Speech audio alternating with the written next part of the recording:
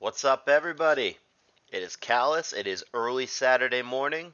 I've just crawled out of bed. I've not yet worked out, showered, fed the cats, fed myself, and I have a 12-hour workday ahead of me. So do you know what time it is? It's time to narrate some Pokemon! Yes! Callous Invitational 6 back in action with Johnnyg2, one of my top, 3 to 5 favorites to win this whole damn tour against Conflict, who I have perpetually had a very high opinion on and rated very highly. Some people would say overrated, but big Conflict believer. Really like the guy as a human and as a player. This match, according to the predictions, is one of the more lopsided ones. You guys expect Johnny to really give it to him, and we'll find out if that's true. What I'm really looking for, even though I guess I'm fine with a nice, squeaky clean 2-0 given the circumstances, I'm a busy guy, we have yet to have a single set go to a Game 3. So perhaps we can buck that trend here and finally get one. Alright, round 1 action. Nobody can be eliminated, but you obviously want to start out in the upper bracket. Johnny in Conflict. Let's go. JG2, bottom side, with Budget Celebi, the Executor, which not what I and probably Conflict was expecting, but congratulations, sir. You've just traded an Executor for a Tyranitar. Man, if Pokemon were always that easy, I'd be good at it. Shit. You just traded a crappy BU that or BL rather, UU, BL, whatever, that probably won't be used again for the entire tournament for T-Tar, which is like globally considered the best poke in the tier. Man, this shit's easy. Alright, Johnny won game 1. We've got some kind of boom offense here. The doll probably has boom 2. He's got the Dougie follow-up. Wouldn't surprise me if he had something like a meta or another boom guy in the back. Conflict hasn't showed much of anything. He's just been sky uppercutting a Zapdos. Not sure what we're trying to accomplish here. Is his team just like really weak to Zapdos? His switch is Swampert into something that often has HP Grass. He pivots to his own Zapdos, hoping that it would be HP Grass. It's Toxic instead, which he skillfully dodges. But then next turn, after getting a T-Wave off, he now gets hit with a Toxic, so they trade status. Conflict's team must be really Zapdos weak if he stays in with Breloom to Sky Uppercut it, and then he goes Pert into Zapdos. That just doesn't feel like there's a good Zapdos switch. Rachi feels like it would have been a good Zapdos switch, but here's the answer. Here's why not. Not only does he unluckily get paralyzed with 10%, but it's a non-wish Rachi, which is why he didn't want to switch it in before. This is a CM sub 2 attack Rachi, which is a sweeper, not a traditional special wall. It can kind of sort of play the special wall role in a pinch, but that's not what it's designed to do. So yeah, Conflict's team really doesn't have great Zapdos switch-ins, especially Zapdos with HP Grass, which is many of them. So there's meta. Rock Slide now.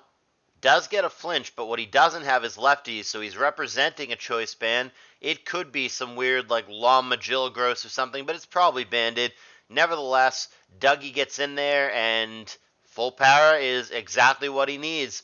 Now, granted, Conflict maybe could have gone for Thunderbolt or something that turn. We don't know, but there's a lot of scenarios where he subs there, he ice punches there or whatever, where that play does not work out for Johnny. Full power bails him out and catches him back up in this game.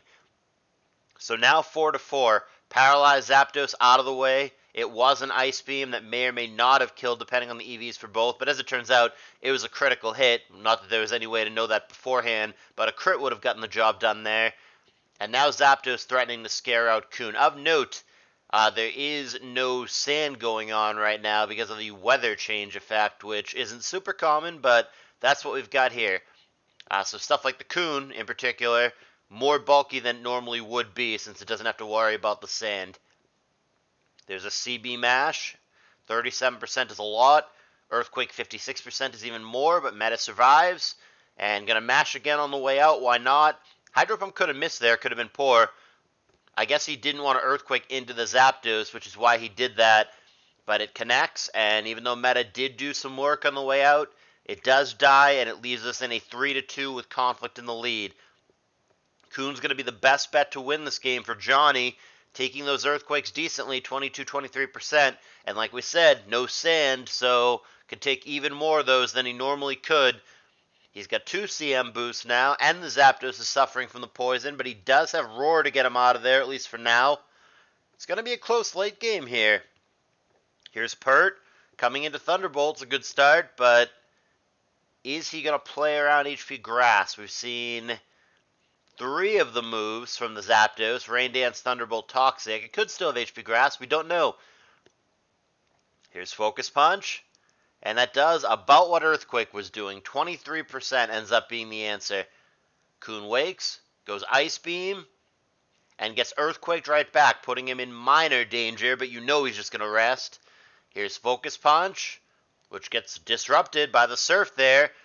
Johnny could have thrown there. Had Conflict gone Earthquake and got a cooperative roll, that had the potential to actually kill the Coon there. So that was very risky for Johnny. I'm not sure that he needed to do that. Perhaps he was playing around the Zapdos there. We end up Zap on Zap. And, well, a crit will certainly make this easier. He would have survived a non-crit. And now Zapdos plus Gar, both of whom have electric attacks, are going to be enough to finish off the Coon. So Conflict, who you guys believe to be a heavy underdog, according to our predictions, it's actually going to be Conflict who takes out Johnnyg2 in Game 1. We have had a round full of upsets up to this point, or at least on paper upsets. Watermess taking out Marco P, Tricking taking out Roro, SEA taking out Asta in what was a fantastic series that you guys absolutely should go back and watch if you've not already done so. This could be just another upset in what would be an unbelievably stacked lower bracket. Like I said, Marco, Roro, Asta already there, and who knows who joins them. Does Johnnyg2, after his great debut last year, top 8, top 6, I believe he was, does he join them in the lower bracket? Conflict's 1 game away from making that happen. Here's Game 2, and we are yet to have a Game 3 in this entire tournament. Johnny's on the bottom again, Conflict on the top, Jinx lead from Conflict. That's a little nerve-wracking for Zapdos. It is the standard Lovely Kiss, and it does connect. It's not Lum on the tire. Here's Fori, and that is not the follow-up Doug or Sub or any of that. It's just Thief, actually. And HP Fire. Funky Jinx set here. And we know the last is Ice Beam, obviously, so we know the full set. Ice Beam will be good enough. Fortress did get 1 layer down, and it gave its lefties over to Jinx, so it can't Thief something else, but it's not going to matter because Doug Trio follows up. So we are effectively trading Jinx for Fori and 1 layer spikes. However, the T-Tower is also asleep from before, so that could matter if he decides to take a long nap and doesn't get to be useful in this game. So, Celebi CMing up. Even at +1, that Psychic is taken very well from Johnny. That is clearly a bulky Zapdos, a special defense Zapdos. Might be Rest Talk with Roar, does show Roar to get the T-Tower out, and now Hidden Power Grass coming down from Gengar, connecting on the Nurse he prompts it. It says Nurse Moment. Conflict is happy to oblige. That dark man cannot hold it any longer. Sees that thick, curvy girl across. It's a match made in heaven. The dark guy, the curvy white girl, just makes him weak in the knees, and he unloads all over the nurse's face for the first Nurse Moment of CALLOUS.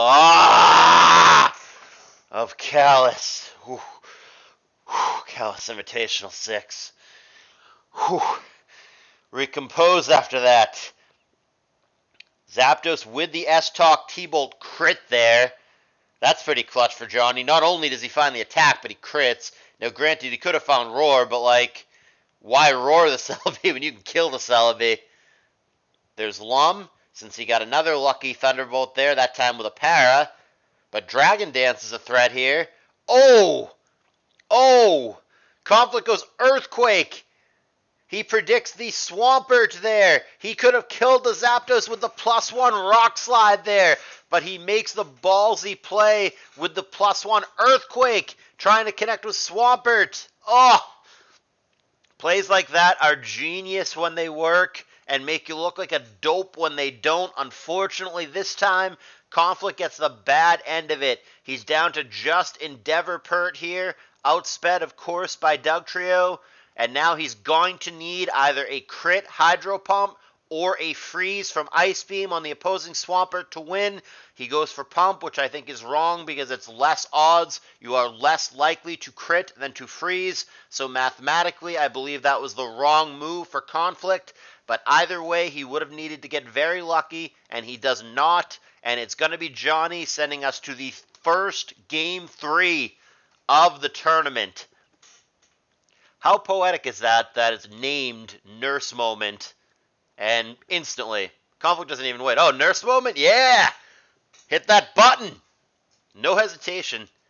Kind of an unexciting Nurse Moment. Blissy's supposed to die. It's supposed to be such a powerful load, such a strong shooter, that Blissey just faints, just can't handle anymore and taps out. But Blissey actually survived this one, so pretty weak Gengar there. I don't know that he's going to be cast in additional CALLOUS productions. Alright guys, no more Nurse Moment stuff, even though, could be one in Game 3. We are going to go on to the third game, the first Game 3 of the tournament, and see if it's JG2 who pulls it back, even though I don't feel like he has played at his tippy-top optimal best this particular set, or if it is going to be Conflict pulling off yet another upset in this opening round of CALLOUS Invitational 6 and having a huge statement win against JG2. Game 3. Johnny bottom side again, third time, Conflict on the top. They both have meta, and it's going to be a swing and a miss for Conflict as he EQs into a switched-in Moltres, which is going to go for Will-O-Wisp, connecting with Coon. And now Coon is going to Calm Mind up. Finds itself a Blissey on the other side, doesn't like it, back to meta. So looking like a non-rest Coon, or you almost always stay in there. Not a good start for Conflict. Blows up and attempts to give us a Nurse Moment, but winds up connecting with Skyrim instead. Now, granted, this does end up with no spikes down thanks to the Magneton follow-up, so it does result in something good, but I don't know that the meta for Skyrim trade was a trade that he wanted to make. And insult to injury here, a couple of other things not going Conflict's way either. The Flamethrower there is an immediate crit. That's going to result in him self-destructing, which also doesn't kill, but it's the same thing. It happened to be on a Steel type, so the Magneton follows up with a Trap and the kill. This one moving quite a bit faster than especially Game 1 that was a little bit longer. Got ourselves a quick 4-4. Looks like blue offense for Conflict as this team has become known. It's going to be, I was just going to say immense in the back, but here it is. And over Hizzle my Nizzle for 45%. And a what now? A Quagsire for Johnny. Man, between the Executor and the Quagsire, when Johnny saw that how many species of pokes are going to be used on the survey, he obviously felt pretty triggered by that and said, I'm going to make sure it's way more than 50. He loses Claydol here to Heracross, so Conflict has taken the lead. But going back to the Quagsire real quick, and man, this game's too fast for me. It's 3-3, tie game. But going back to the Quagsire real quick, so in this gen, it not only does it have 0 base stats that are higher than Swampert, so that's really bad since they're the same type, but it doesn't learn Recover or Slack Off the way that it does in future gens, and it also doesn't learn Belly Drum the way that it does in previous gens. So it's kind of stuck in a weird dick suck limbo where it's just not good in this gen. The one niche that it has, and that actually could matter here given the matchup, the one niche that it has is that it has Water Absorb. So against things like Coon that only have one attack, or against like Fat Starmie, for example, like Fat T-Wave Starmie, it's better than Swampert in those specific matchups strictly because of Water Absorb. But that's it. That's the one niche. In any other way, you'd rather just have Swampert. No Recover, no Belly Drum. It's kind of weird. It's kind of lucky that he's opted for Quagsire and he happens to have found a Coon on the other side. I don't know if that's good scouting and prep or just good luck or both, combo of both. But yeah, that actually could be really annoying for Conflict. Now granted, I think given the way it was played earlier, and Conflict does catch a break here by dodging an overheat that would have killed him, and then getting a surf off to kill Moltres, and also Johnny playing the odds on overheat, which is fine, but he could have just not cared about that surf by switching to Quagsire there, so interesting turn both ways. But yeah, I thought, based on the way it was played earlier, that it's non-rest Coon, so it could have attacks other than just Surf to hit the Quagsire with. But it is a Quagsire into Coon matchup, which is exactly what you're looking for. Now, granted, the only physical attack is probably just Earthquake. It could have HP Rock, but Ice Beam is more likely. So that makes it interesting with Salamence. The Ice Beam, I don't know if it actually kills from full health, especially when he's not invested, which he's probably not. I think, depending on the Salamence spread, he actually has a very good chance to survive an Ice Beam. And then obviously you can blank the Earthquakes as well. Now if it's just Rock Slide, that makes it easier, because that's just the nice mid-ground that hits both. It doesn't hit Heracross very well, but it hits him, whereas Ice Beam is a joke. Ice Beam would do fucking 3% to Heracross. Okay, so you see there that Salamence lives that Ice Beam, despite 4x weakness, very, very comfortably, 66%. And by contrast, you see Heracross here, it bounces off. It's 15%, and there's no sand, so like the Heracross can just tank it for days. So this is an ultra mega psychological late game we have here. We have a very boosted Quagsire. Now granted, I'm not sure why he isn't cursing more, but we have a very boosted Quagsire here. With the last move is probably just Protect or Arrest. If it's an attack, then this is way easier, but I think the last move is just Protect or Arrest. So he's got only Ice Beam that can kill the Mence. However, a couple caveats here. He doesn't kill the Mence from full, or even close to it. We saw 66% earlier. Heracross has Rest, and then Earthquake, obviously, which is limited PP. He's got 12 of them left, according to this. Does not hit Salamence at all. So we're in a bit of a weird prediction PP stall game. If Conflict were to stall Quagsire out of Earthquakes, then Heracross would basically be safe indefinitely, pending a freeze and a very, very long chain, basically indefinite chain of never thawing. On the other hand, if Conflict were to stall him out of Ice Beams, then the Salamence becomes completely safe. So even though you would think Johnny has the edge here, with a Mon that Conflict basically can't kill, and with all these boosts, it actually could end up going the other way. Now, granted, Heracross is in danger right now, but he just wakes up and rests. And like I said, I'm surprised that Johnny isn't cursing up more. He's only at +2 with the attack. He's very boosted. He's very boosted. I said +2. You know what I meant, 2x. He's very boosted with the defense, but he's not as boosted with the attack. And he's choosing to attack on all these turns rather than curse up, and I'm not clear why that is. He has plenty of curse PP. I guess the Intimidates are really adding up. This is a really interesting late game. This is definitely, it's going to be a black spot on the record of Quagsire. If you bring it into the matchup that you would want to bring it into, which is against a Suicune, but then you just don't win anyway because even with the curses and your opponent having no real counterplay to it, you're just never able to do enough damage. That could break it right there. Just kidding.